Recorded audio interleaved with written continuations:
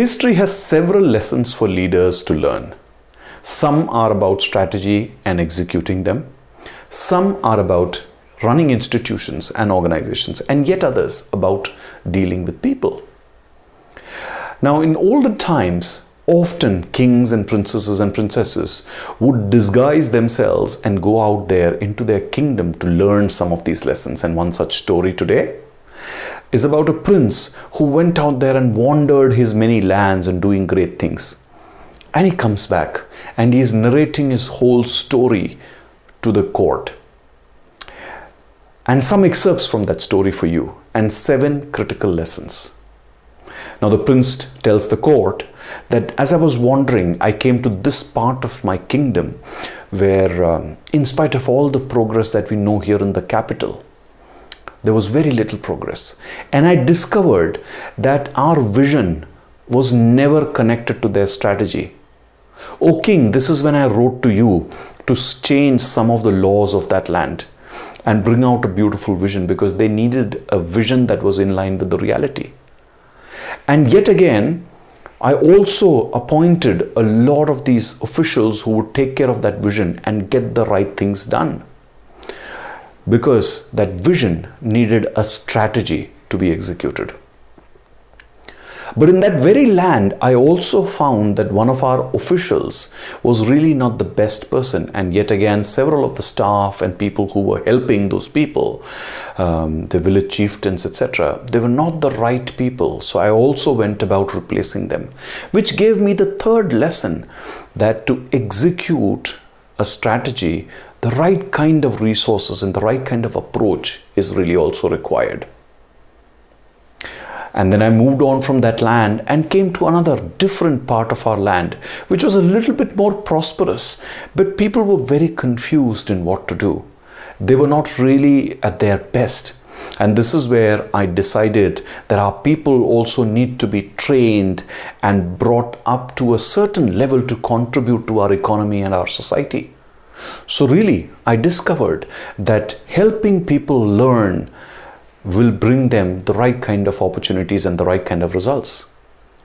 And then also what I discovered was, as they started doing things, we have so many artisans and various skilled people who needed to be recognized. And O king, if you remember, I have been sending these people to your court to show their performance, to show their art.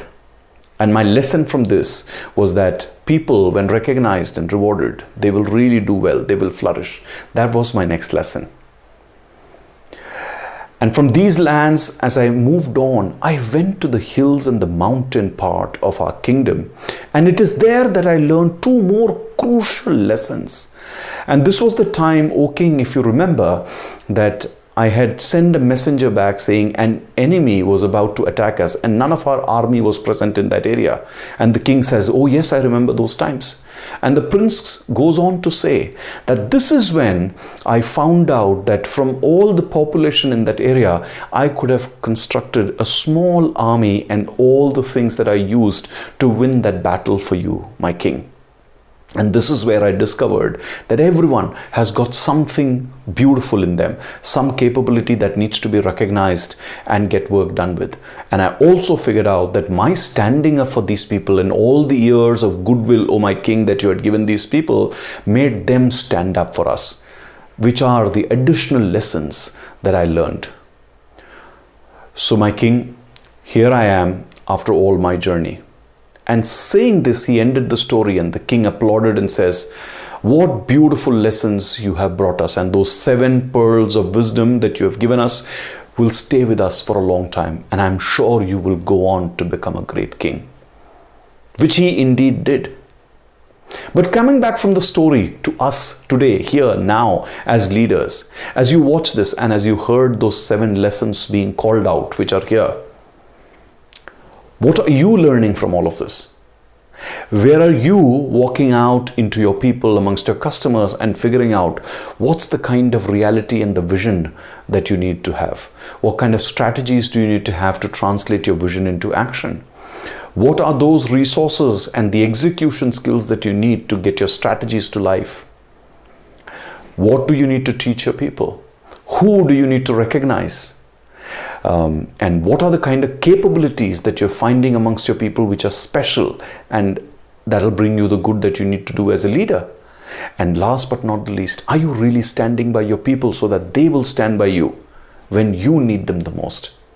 Let's start asking these questions, because as leaders, if you get these 7 right, which history has been telling us, whether you pick up the history of Indraprastha, or you pick up the history of the Mauryan dynasty, or you look at the Greeks, or you look at any great empire that has been out there in history, or even in modern times, some of the best organization, these 7 lessons are absolutely irreplaceable in your ability to become the greatest leader, to inspire and to get great performance. I hope you do something about these 7 with your career. If you like what I shared here, do subscribe to my channel and set up an alert so that you do not miss one of these videos that I'm releasing. And thank you for listening to me today, and see you soon